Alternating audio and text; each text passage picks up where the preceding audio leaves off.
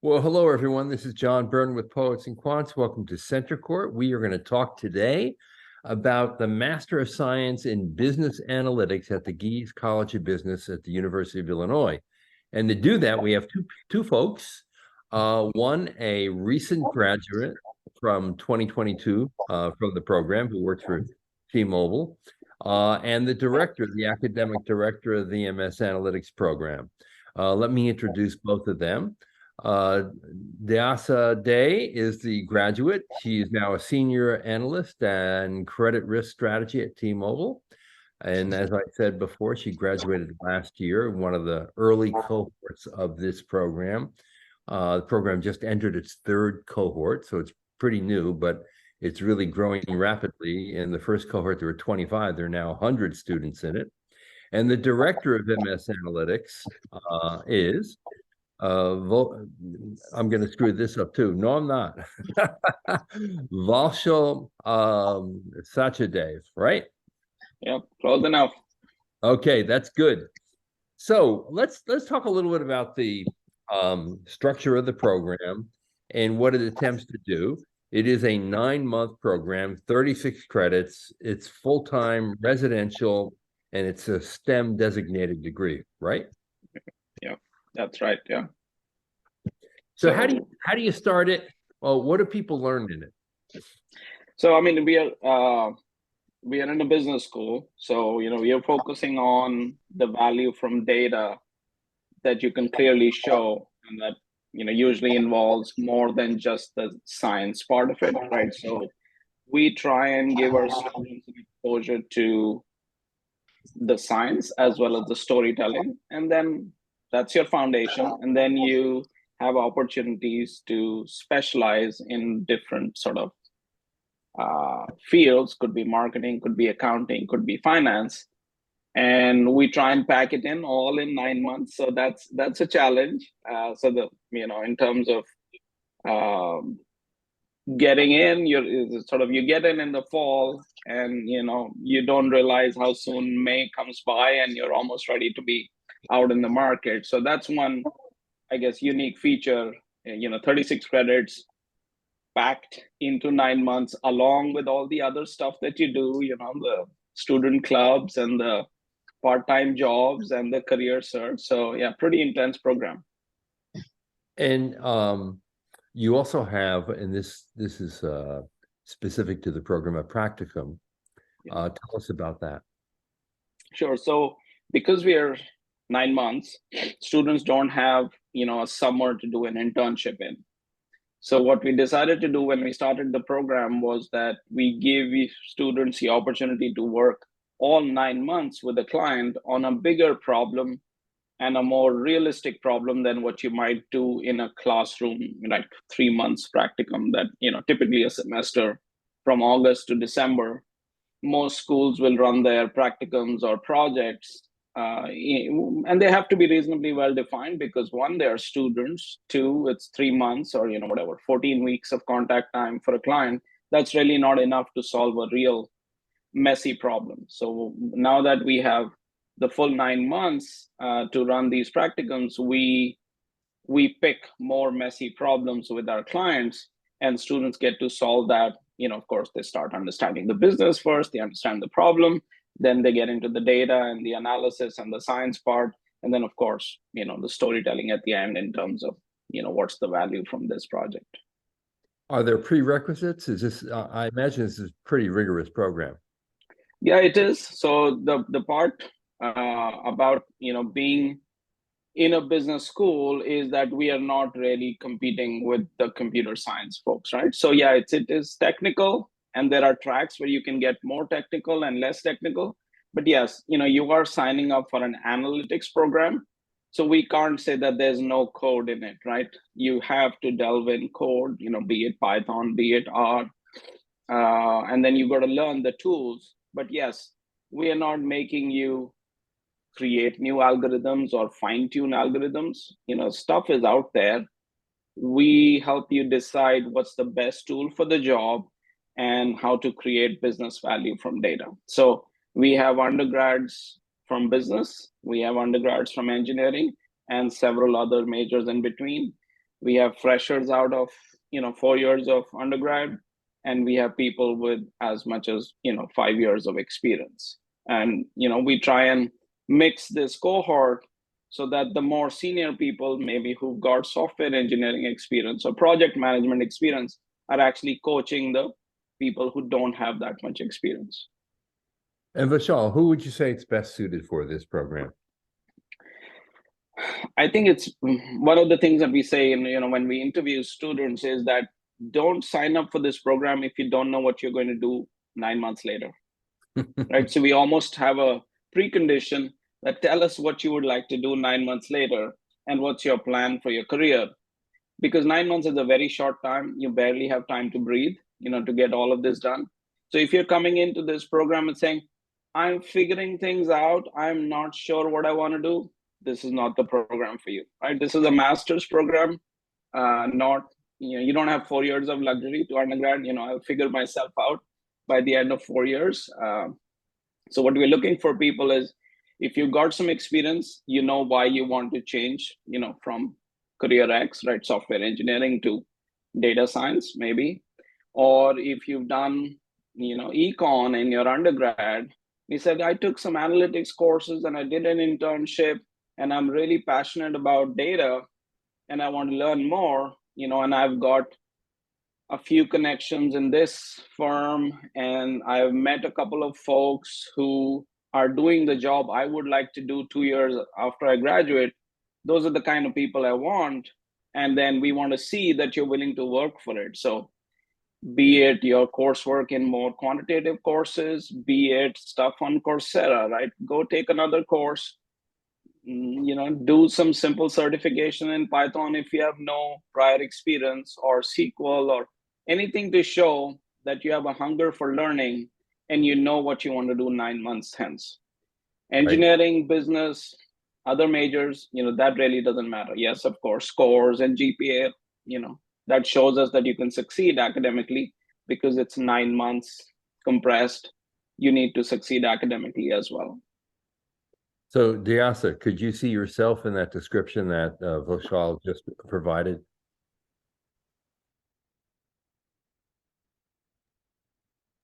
Muted. Sorry. Yeah. Yes, I was on mute. So I definitely see myself and relate to a lot of things that Professor Vishal just mentioned.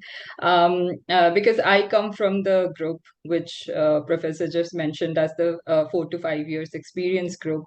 And I always wanted to kind of make an impact on the business with recommendations, decisions, and have my own opinion. So I've done a bachelor's in computer science prior to this, prior to the MS in business analytics, and I just could not see myself doing a 9 to 5 job, just sitting on a desk developing softwares or working as a software engineer. I always wanted to, as I mentioned, contribute.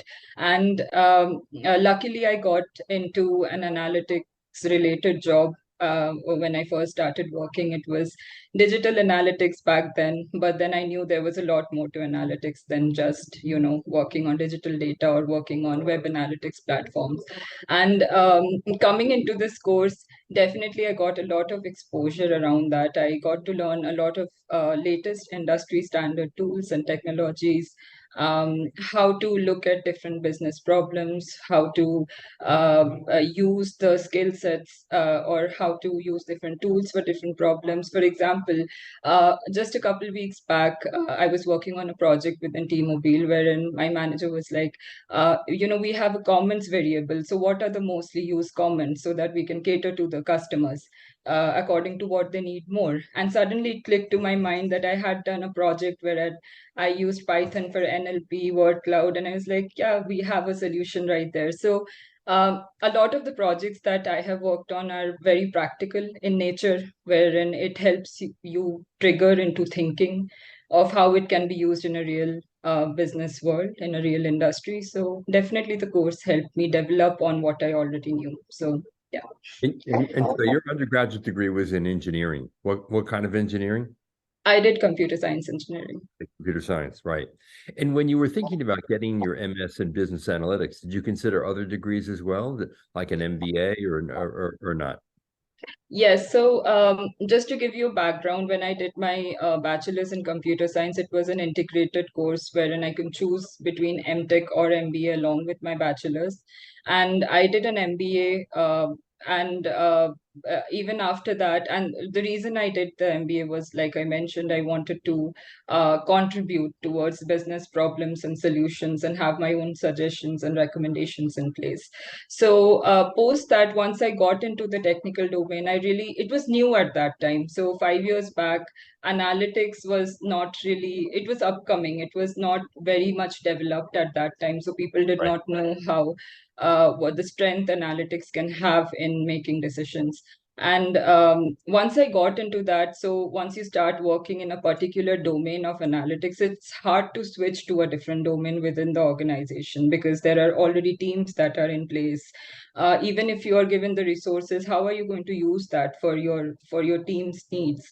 And that is where I thought that, the MS in business analytics will be the right next step for me, because it will help me look at different problems and use what I already have. So nothing that I have to learn from scratch there. So yeah, that was my thought process into choosing this course Great. for my education. Yeah. Great. Now, your experience was a little bit different because of the pandemic, obviously, since you Yes. graduated in 2022. But I wonder, tell us a little bit about the learning experience and what you went through, even though you had a different kind of experience probably than current students or future students.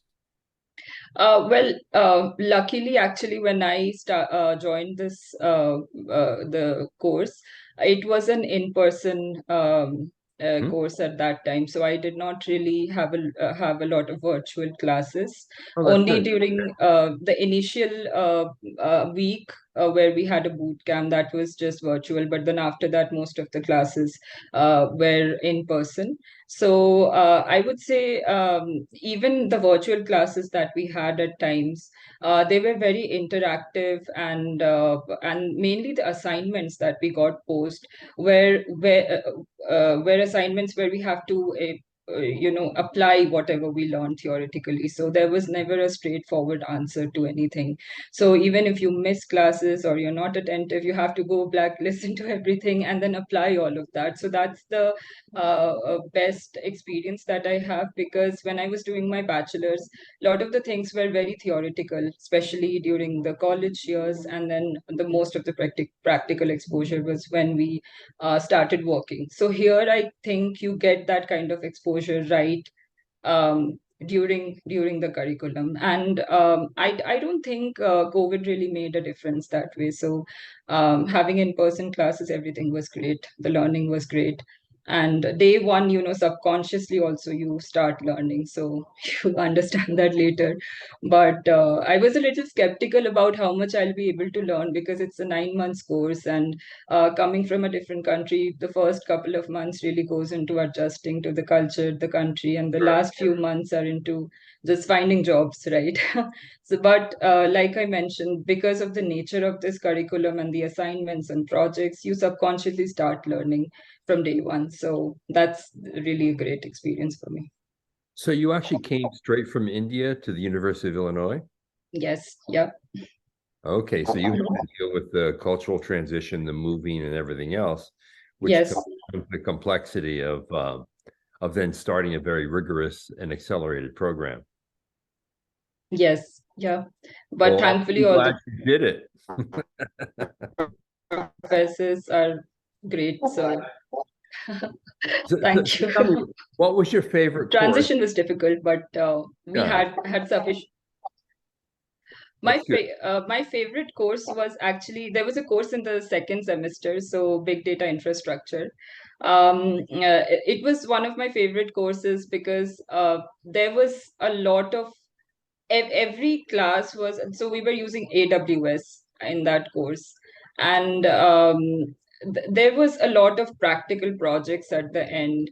And the project mainly that we did at the end was related to e-commerce, an industry that I really wanted to switch to. And Mhm. we built a whole business model using AWS. So it was really fun to work and learn from that, and it actually gave me a lot of talking points during interviews. Apart from that, I had a data science class as well, wherein I learned Python. I already started doing a little bit of analytics using SQL during my working years, but then doing the same things on Python again. So it was never a stagnant learning there. So something challenging and to learn. So. Yeah, I would think, given your computer science background, that it'd be pretty easy for you as opposed to me to learn, practice Python. Now, Vishal, Dyasa is obviously a senior analyst in credit risk strategy for T-Mobile. I wonder if that's common. In other words, what are the career choices of graduates of the program? I bet you it's fairly broad. Yeah, I mean, we've grown very fast in a short period of time. So obviously our earlier cohort is not a big sample, but in terms of profiles, we've got, of course, depending on the kind of firm you've joined. So we've got the usual tech firms where we place students, even though, there's been a tech sort of layoff season over the last year. So we've got people at Amazon, Uber, Tesla, and T-Mobile, of course, Dyasa. Then various consulting firms, so the big consulting firms like Deloitte, and then we've got specialized consulting firms. Healthcare is one big growth area, and we are close to Chicago, so healthcare consulting and analytics and tech consulting. That's a draw. And then we've got some specialized roles. We've got one, maybe if not two people working with sports teams in sports analytics. So it's all over the place. And in terms of job titles, and as Tyasa was saying, the big data analytics course, gives you some more inputs towards potentially a data engineering role, while some of the more functional courses, like we've got a marketing analytics specialization. We got 3 or 4 good faculty who are experts in analytics in that area. So if students take that, they might go for more of the, we've got some people with titles like marketing analyst and, just a generic analyst. So it's a pretty broad spectrum, and part of the sort of outcome of the electives where somebody chooses to do a more sort of data science focus versus a business analyst focus. So there are pathways for both, and that helps our students self-select into what kind of roles they want to go into: more technical, less technical, more customer client focused, more internal, more as a data engineer role might be more internal. Yeah, so it's pretty broad mix. And now we have 100 students. We'll know next year what it finally shakes out to. And given the growth in the program itself from 25 students to 100 in such a short period of time, I'm thinking that the demand from the employer base is certainly there for these graduates, right? I mean, unfortunately, COVID caused a huge spike in tech hiring, and then that excess capacity was let go, right? So we had that problem, but even then, last year's cohorts, we were able to place 94% of our people, and average salary was like $87,000. So in a time when tech is shedding jobs, our students still got placed, which was amazing. But we had to, we can talk about all the other stuff we do on the sort of career side in a bit. Is there a careers curriculum that accompanies the program? So I mean, there are sort of 2 or 3 parts of it, right? So we are a big on-campus master's program school. So we have close to now, I think last count just yesterday, I was in a meeting, we had like 900 students on the on-campus masters. And of course, and I'm sure everybody else knows, we have a few thousand in our online MBA. Then we have 3,000 in our undergrad. So we have a huge on-campus population for which we have a huge career center, right? So every student benefits from that basic level of case preparation and resume prep and, all the interviews and practice interviews and all that. But given that we are a specialized program and some roles are pretty technical, so we hired an external technical career coach, who had years of experience in startups and in tech and in product management, who would help our students craft their story for if they were going for technical or non-technical roles, because that expertise is not available and perhaps not relevant for our general audience. Right. So we don't have a full-time staff, so we hired a specialist, and he's been great. We tried him, I guess, only this spring. So it's sort of, as our program is getting bigger, we need more specialized help. And now from this cohort, he's working with the students at least 4 times during the year. One-on-one, right? 4 one-on-one sessions, some group sessions. First, they meet with the regular career staff, do the basics, and then they meet with them once they figured out, okay, I want to position myself for a data engineer role, right? So spring, they'll start meeting with them. Okay, so what do we need to highlight? Do you need another certification, right? And we have some scholarships for certifications as well. And then for those who are students who are very green, right out of undergrad, don't have much experience, we've created a 1 credit hour curriculum for professional development. Mm-hmm. So students can sign up for that, and they get the soft skills, the project management skills, the career orientation sessions, the alumni talks, all of that, so that by the time they are ready to go into the market, they have a better idea of where they want to position themselves. Right. Third thing we've done is that no curriculum can ever be responsive to the speed at which the market changes, right? Who knew that ChatGPT would be, taking over the world, and this just came out like 12 months back. And then it's a similar hype cycle in every technology, right? So we've done professional development workshops, which either we have external speakers or some of the more experienced speakers, like let's say Tiasa has 5 years experience as a computer science major. She can run a workshop for our students on, let's say, how to use GitHub for version control. Right. So our students get a professional development opportunity, right? Experienced students learning public speaking, managing, a training session, while our students without that experience get a new cutting edge tool or stuff that we cannot fit in 9 months in the curriculum. So all of these things sort of contribute to our, getting our students ready for the market. Tiasa, let me ask you from your perspective, how did career services help or support you to land the job at T-Mobile?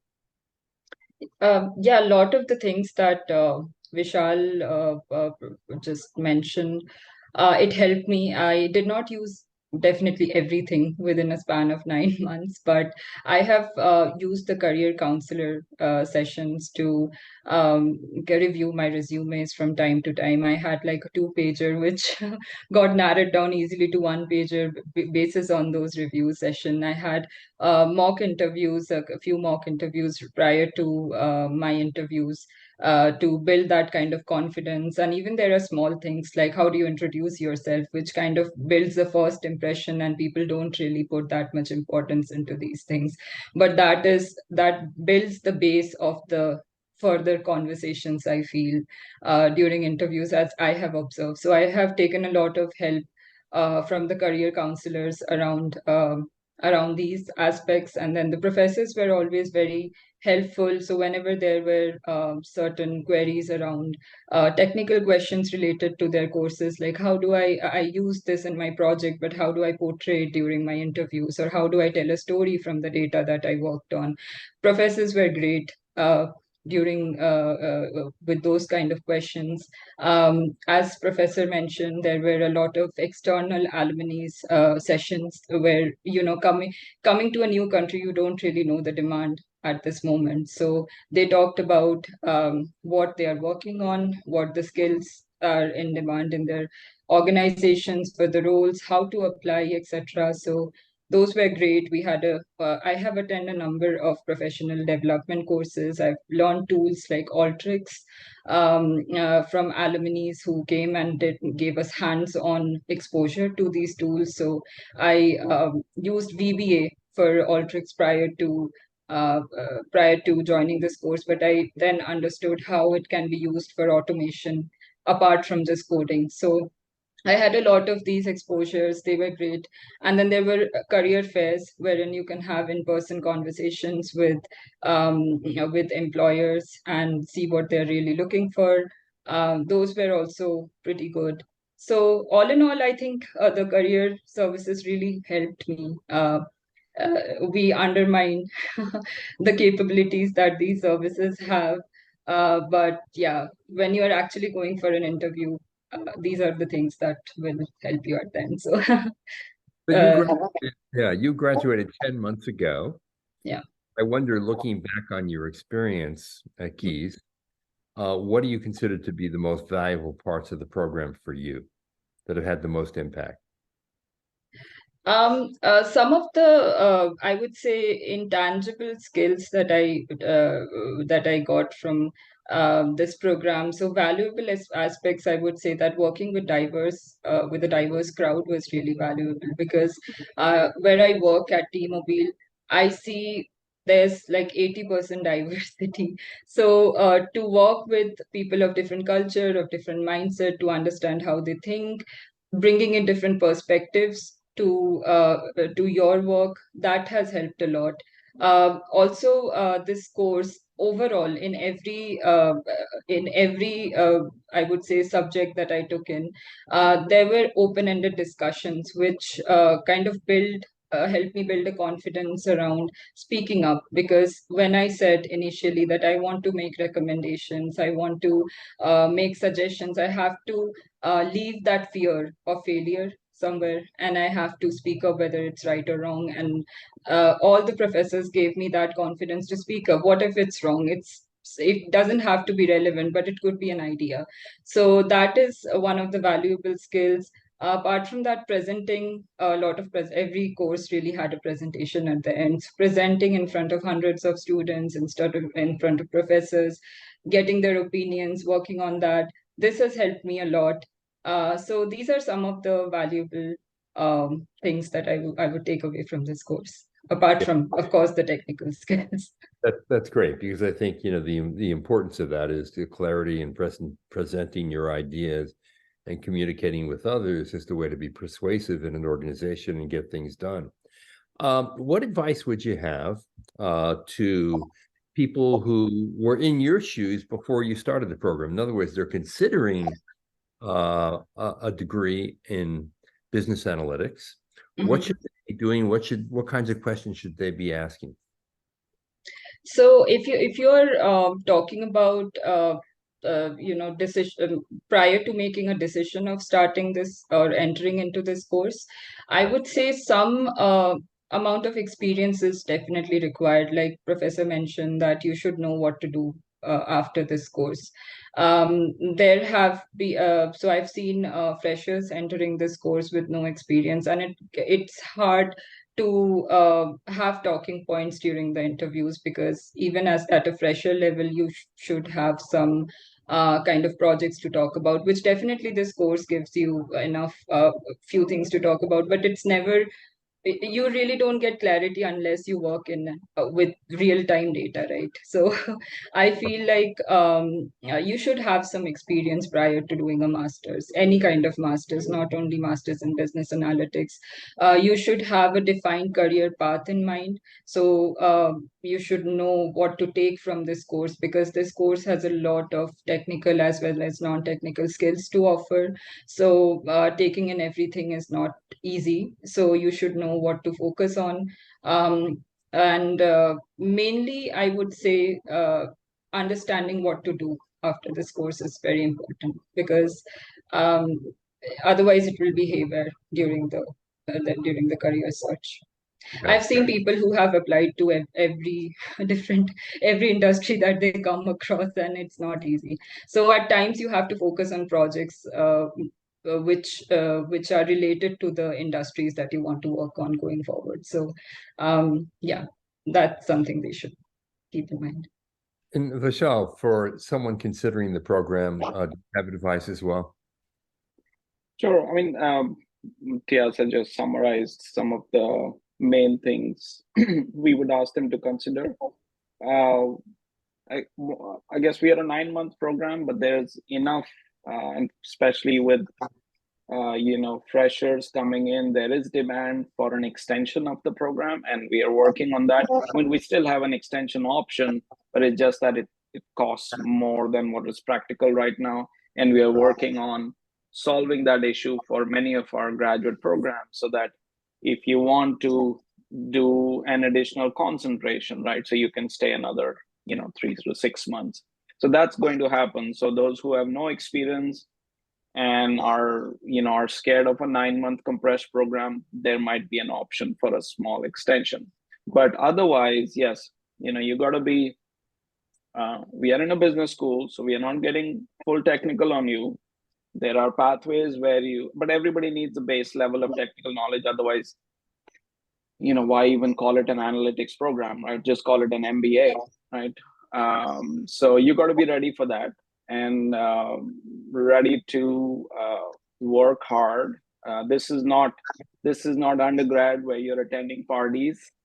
Yes, there's time for fun, but this is for moving a step up in your career, or making a lateral change, or changing your focus. And I expect in this day and time, you're probably going to be doing that several times in your lifetime, not just once after a master's. So be ready for that change. Yes, as Tiasa said, many of our students are international, so there's a cultural change, norms change.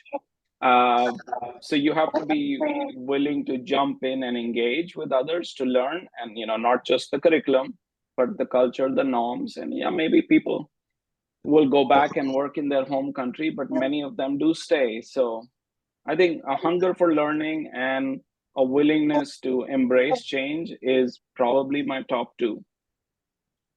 All right. Well, listen, it's been a pleasure to meet both of you and talk about the program. Yeah. Vishal and Piazza, good luck. And again, if you're interested in the Master of Science in Business Analytics at the Gies College of Business, check out their website. It's pretty detailed. Gives you the blow-by-blow curriculum and all the courses and the descriptions of the courses. Yeah. And obviously, it's a program that is growing rapidly. This is no easy layup. This is a serious academic, rigorous program. And I think the big takeaway for me is when you join a program like this, you got to know what you're going to do with that degree before you actually enter the program, because it enhances your ability to land the exact job that you want. You go in there and you're an explorer, it gets a little more difficult, obviously.